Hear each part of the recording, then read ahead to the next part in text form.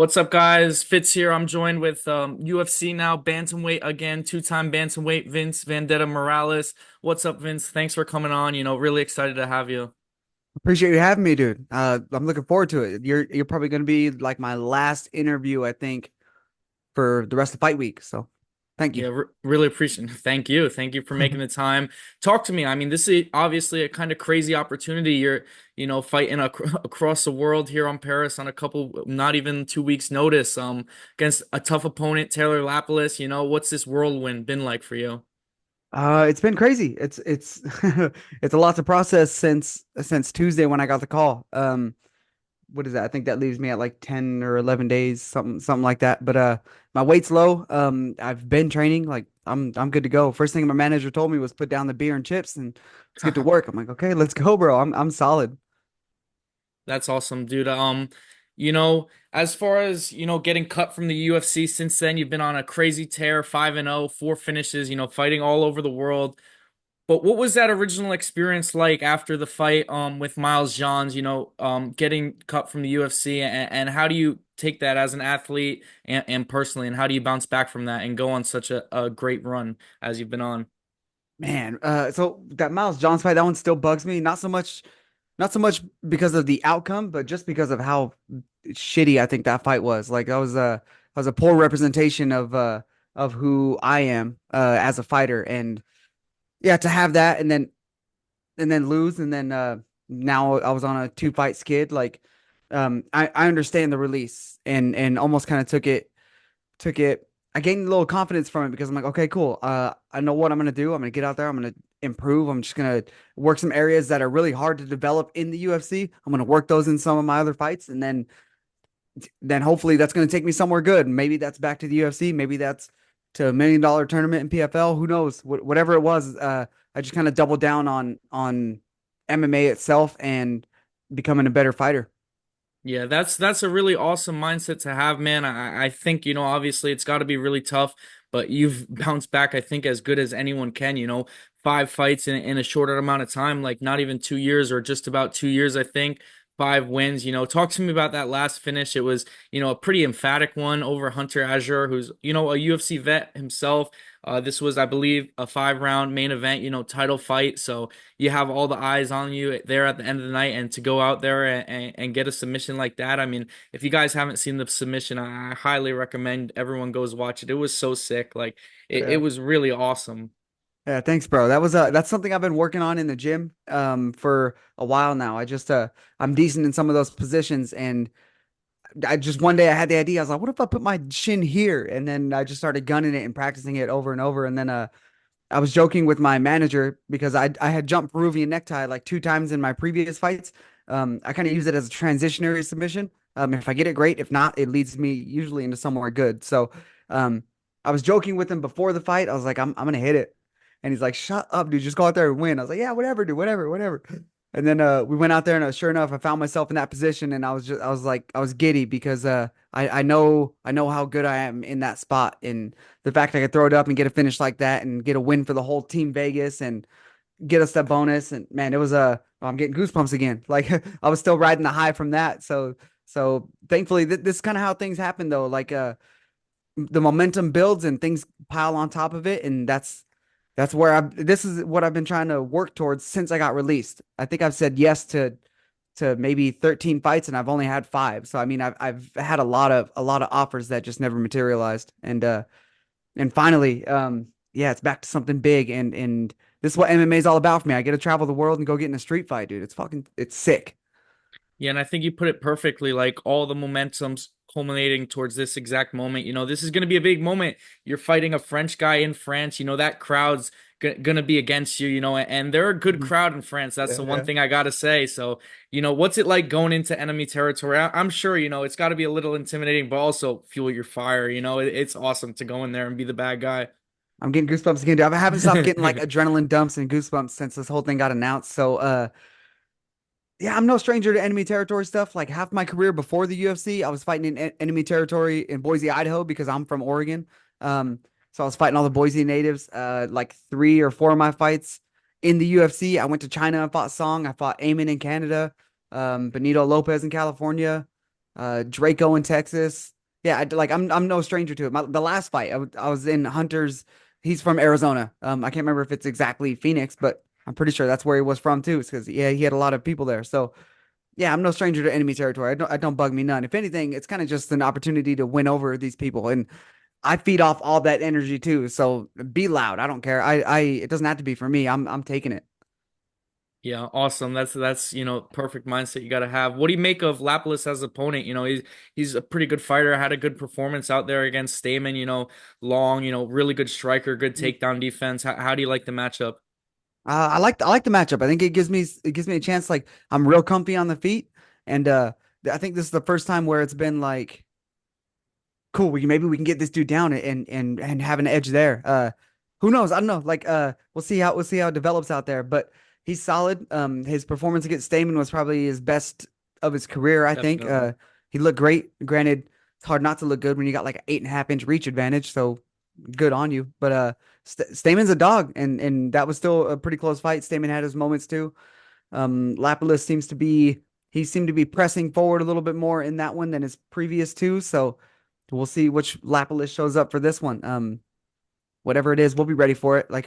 I can strike with the best of them. I can wrestle with the best of them. I can grapple with the best of them. So we'll see how this goes.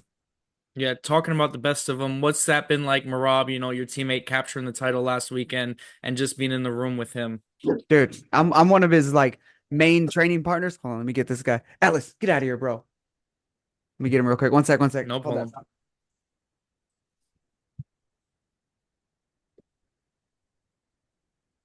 Sorry, he won't stop when he starts, so I gotta get him out of here. Yeah, no, I was stoked for Rob. He's the guy. I'm like one of his main training partners, like I was saying. Um, and he's got a great energy that he brings to the room, and it makes everybody get a bit of like anxiety when they know they got to go with him, just because he's non-stop. And doesn't matter if it's first, second, third, fourth, fifth round, whatever round we're sparring, it's going to be an exhausting round. So man, it's been real inspiring to have him in the room and just to be able to work with him. It's so sick. I think it spread like wildfire amongst everybody at the gym. So yeah, I'm just trying to feed off that too, and pretty much everything. I think it's kind of a perfect storm of chaos that's all helping me going over to Paris. So I'm just riding that. Yeah, and I mean it's just kind of the perfect thing because I feel Lapilus is a guy, if you want to beat him, you're gonna have to push a pace on him. That's what Yeah. Basharat did, mixed in the takedowns with the striking.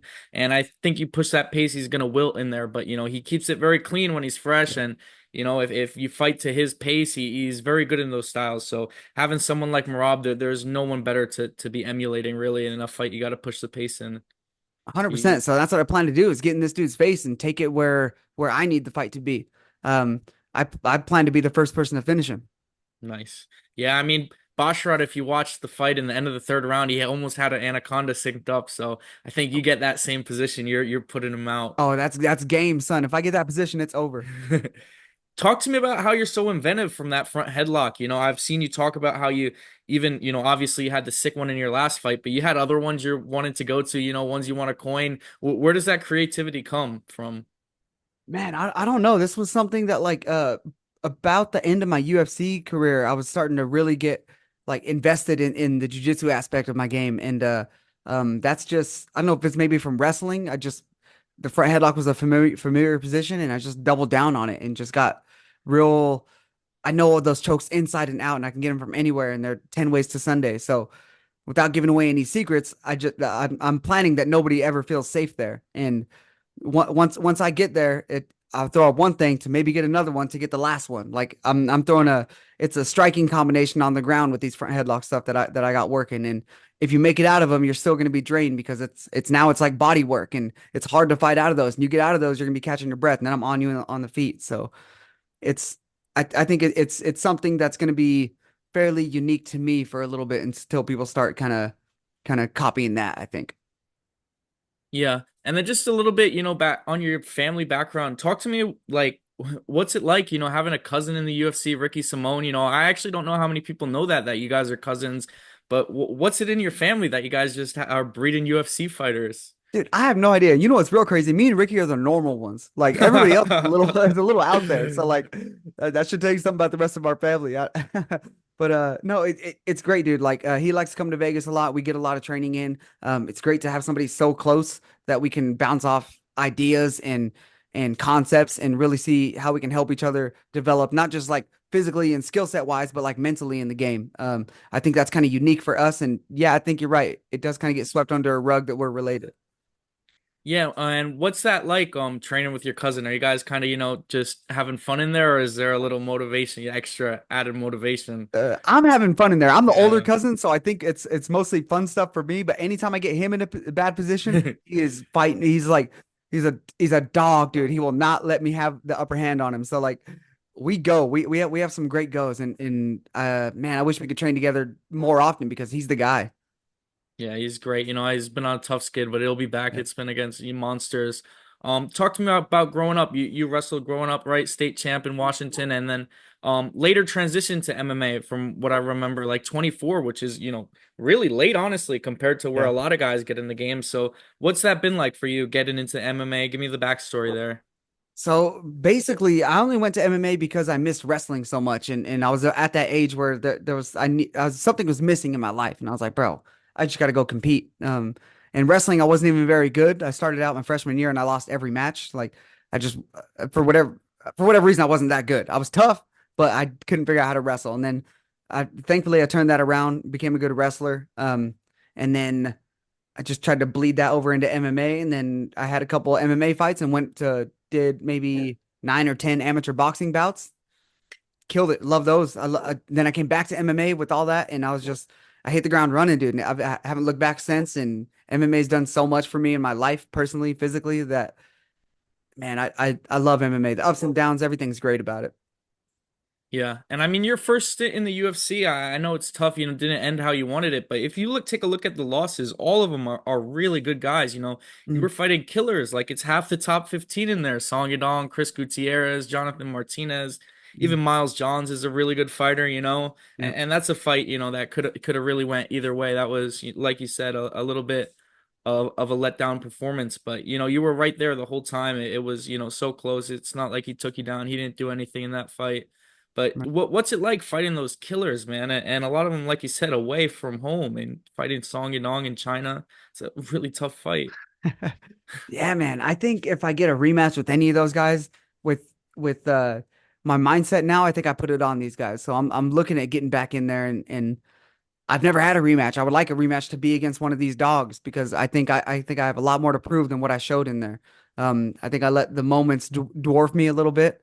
Um, just didn't get to let loose a full my full range of skill set. And man, it's cool to see them doing their thing, but it's still I get so tired of seeing highlights of me because they fight often, dude.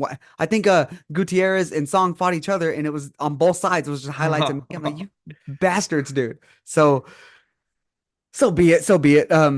Yeah, I think I'm happy for them. Great. And anybody that I beat or beats me, I hope they continue to do well afterwards because that just makes me look better. So kudos to them. Yeah, exactly. That's a great point. And look at, one of the guys you beat, Iman Zahabi. He's had a lot of success recently in Yeah. his last fight. He just made a big statement win against the other Basharat brother.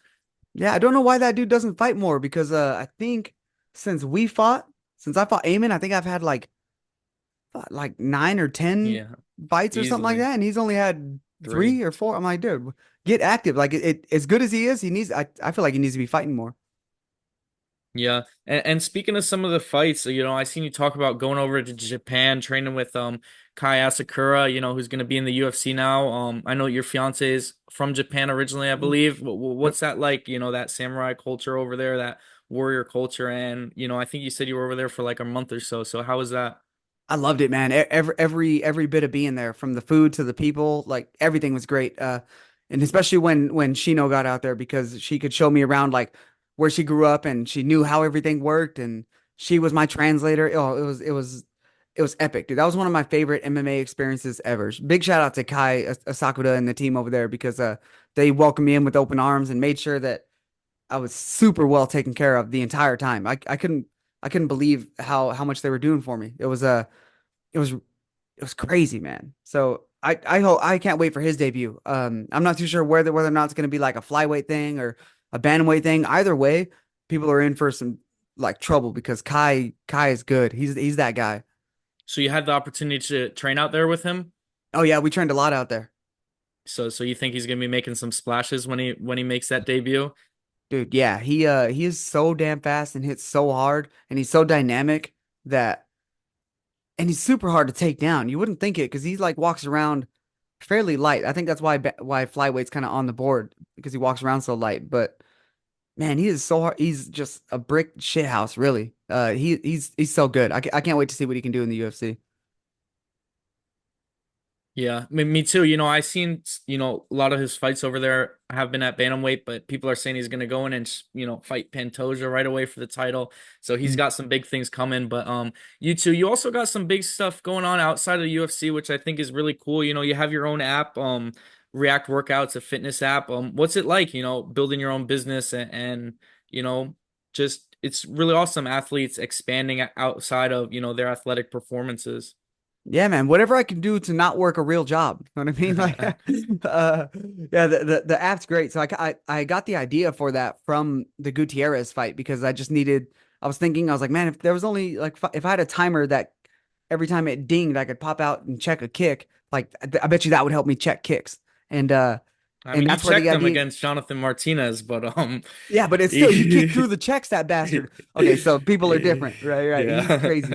Yeah, he blew my leg up from a check. I checked that kick and it blew my knee up, which is insane. Um, yeah, I don't know what his legs are made out of, but yeah, that's how I got the idea for React workouts, and then it formed into essentially it's like a virtual coach, and I structure some workouts based on the UFC's top level guys, and then anybody that wants to go hit the bag or go shadow box or whatever, they can kind of throw the app on and it'll give you some combinations to call out and hit the bag with and just kind of provides some structure to your game really and it's a good tool for anybody. Yeah. Awesome. I mean, it's really cool what you got going on. I know you're a big music fan too, so maybe you can incorporate songs in between rounds and get your playlist on the app. Oh, there we go, dude. Now we're talking. I like that. What do you listen to nowadays? Now, let's see. Lately, I've been listening to a lot of Marlon Craft. So it's a lot of hip hop and rap. That's like it's my go-to. But Marlon Craft, some King ISO, and Prof have been like my three tops lately. Just stuff to like it gets me going, but it also like I like to listen to the lyrics and kind of travel down that journey, that story that they're telling. So yeah, I really appreciate songs with some good content. Yeah, and I already saw you spoiled the walkout song for Paris. It's gonna be Eminem, right? So that's gonna Yeah, be where'd you hype. find that out at? Damn, I didn't think you told anybody yet. Yeah, Oh, we're I on told it Ryan, here. didn't I? Son of a. Yeah. That's what it was. Yeah, I yeah, actually yeah. really like the X-Men 97 walkout idea. I think that's sick, dude. The Yeah, that X-Men, was the my throw. favorite. So I made some shirts to go along with that walkout too, and some stickers, which I don't have any on hand right now. But yeah, that was one of my favorite walkouts just because, dude, I'm a giant X-Men 97 or X-Men fan in general. I grew Mm. up on the stuff. So it was like the fact that X-Men 97 was popping off, it really made it cool to walk out to that. Yeah, and then what's it like? When are you going out to Paris? What's the fight week gonna look like for you? Oh man. So I leave Monday morning, I land there Tuesday morning, and then I think I'm right to check-ins. I've got to do a whole bunch of stuff for like the UFC anti-doping and I don't know. Apparently there's a bunch. I got to look at the itinerary, but like that first day is super full, and then second day I think I got a bunch of media stuff and photo stuff, and then Thursday the weight cut starts. Oh man, it's gonna be a busy week, but yeah, I'm stoked. I can't believe I get to go travel the world again for MMA again. It's so sick. So I'm just kind of rolling with the punch for everything. Even if it's a little hard, even if it's like a little flustered or rough or uncomfortable, so be it. Like it's not gonna change anything. I'm going over there to fight. Exactly. And it's definitely, a lot on your plate, taking the fight on short notice, getting back into UFC. I'm sure there's a lot of legal stuff behind the scenes that goes on, behind that, getting the contract signed, getting the weight off, So Yeah. it's a lot, but you're looking at it the right way. Like it's something you're excited for, looking forward to, and it just doesn't get better than that. Like you No, it said, getting doesn't, to man. This travel is the what it's all world. about. It's all about, dude. I'm so pumped for the opportunity. I can't thank like my manager and enough for like keep vouching for me and Coach Wood for really believing in me and helping me resurrect my career. So here we are. I'm not letting this shit slip between my fingers again. So How long have you been training at Syndicate? Since late 2020, I think. So I think I'm going on 4 years now. I'm going on 4 years now. Yeah, and I mean that gym, in my opinion, is one of the best in the world. I think, it's finally starting to get some of the credit it deserves, obviously now with Marab at the forefront and everyone else, just Coach John Wood, got a real good thing going there. Yeah, he's done some good things, dude. And then Khalil, I think Khalil's gonna surprise a lot of people with this Pajeda fight. My hands are sweating thinking about that one. Yeah. That's a stressful fight, but Khalil's a monster and just everything going on over there at Syndicate, dude. We've got some of the toughest people in the world that I can train with on a regular basis. It's insane. Yeah, it doesn't get better than that when you have guys in the gym who are gonna push you as like you said, some of the toughest guys in the world. Right. Yeah. And I mean, I think that's pretty much it, man. Really thank you for having me. If you want to shout anything out, I know we talked about the app, the website, I think vendetta.com, right? React workouts and just anything Yep. else you want to shout out real quick. Dang, I talked about my management, talked about the coaches. Shout out to the matchmakers, dude. I didn't think for a while I was like, man, these matchmakers must hate me because I thought I was out there working and I kept trying to put my name in every time something short notice popped up and nothing ever came up. So yeah, shout out to them for allowing me back. Yeah, I'm just ready to get in there, dude. Make sure everybody tunes in for UFC Paris this weekend. I think it starts early here in the States. It's like 9 a.m. in Vegas time. So I don't know what time I'll be on, maybe noon or something. But yeah, get your popcorn. Let's go. It's ready for a show. Awesome. Thank you so much for your time. I really appreciate it, Vince Morales. Yeah, I appreciate it, bro. Thank you.